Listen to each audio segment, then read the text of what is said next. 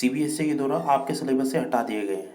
ठीक है, आप देखना, मैंने आपके ग्रुप में भी भेजा हुआ है वो सिलेबस, जो डिलीटेड सिलेबस है। इसके बाद हमारा नेक्स्ट चैप्टर है बच्चों वर्क एंड एनर्जी, और इसमें हमें कौन कौन से टॉपिक पढ़ने होते हैं और ये क्या होता है, इसके बारे में हम आज बात करेंगे।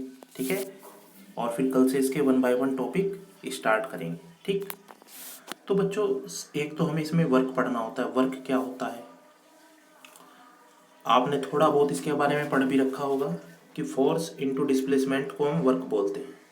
ठीक, और क्या क्या कंडीशन होनी चाहिए तब वर्क डन होगा।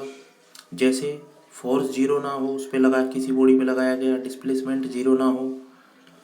ठीक है ना, और प्यारे बच्चों जो एंगल हो 180 डिग्री या इस तरह से ना हो कि वो हमारा टोटल वर्क डन उसमें जीरो आ जाए।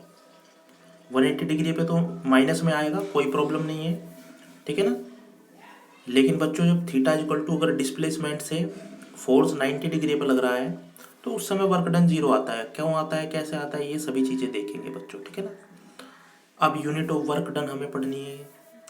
जैसे वर्क डन आपको पता है फोर्स इनटू डिस्प्लेसमेंट, तो फोर्स की यूनिट न्यूटन और जो डिस्प्लेसमेंट की यूनिट है वो क्या होती है, मीटर।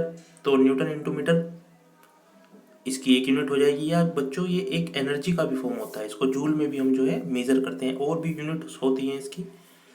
1 बाय 1 हम सभी की बात करेंगे जो भी आपके सिलेबस से रिलेटेड है। एक यहाँ निगेटिव, पॉजिटिव और जीरो वर्क। मैंने बताया आपको वर्क डन जीरो भी हो सकता है, पॉजिटिव होगा अगर पॉजिटिव आता है तो, और निगेटिव होगा अगर निगेटिव आता है तो। किस किस सिचुएशन में ये सभी बातें होती हैं उन सभी पर हम अच्छे से बात करेंगे। फिर बच्चों हम आएंगे इसके बाद एनर्जी पर। एनर्जी क्या है बच्चों, देखो अगर तुम्हें पता हो तो हमने एनर्जी की मोस्टली 2 फॉर्म पढ़ी हैं, काइनेटिक एनर्जी और पोटेंशियल एनर्जी। ठीक है, एक यहाँ में मैकेनिकल एनर्जी पढ़नी है। मैकेनिकल एनर्जी क्या है बच्चों, जो मशीन के द्वारा वर्क हो या किसी बॉडी के द्वारा मोशन के कारण जो भी वर्क होता है वो सब किस एनर्जी के रूप में सेव होता है, वो मैकेनिकल एनर्जी के रूप में सेव होता है प्यारे बच्चों। ठीक है ना, और एक तरह से आप कह सकते हैं कि मैकेनिकल एनर्जी टोटल एनर्जी होती है हमारी, काइनेटिक एनर्जी और प्लस पोटेंशियल एनर्जी।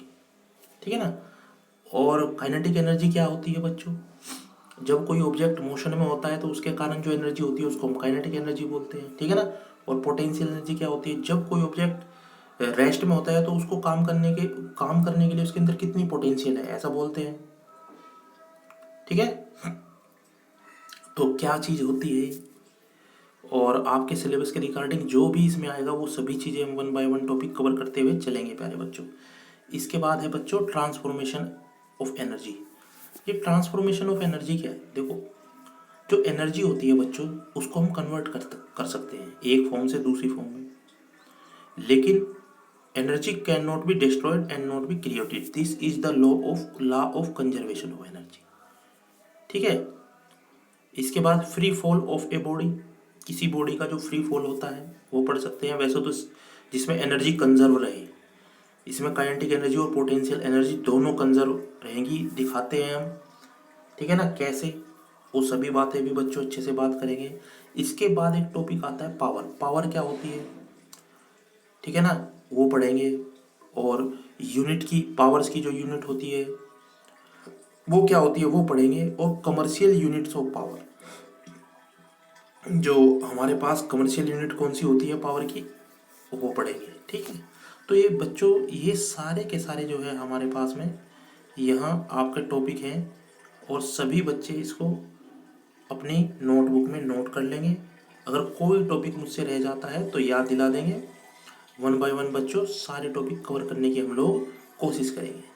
तो आज सभी बच्चे अपने चैप्टर देखेंगे अपनी एनसीईआरटी की बुक में, और इन सभी टॉपिक्स को मैच करेंगे। ठीक है, तो चलिए प्यारे बच्चों आज के लिए इतना ही। जय हिंद प्यारे बच्चों।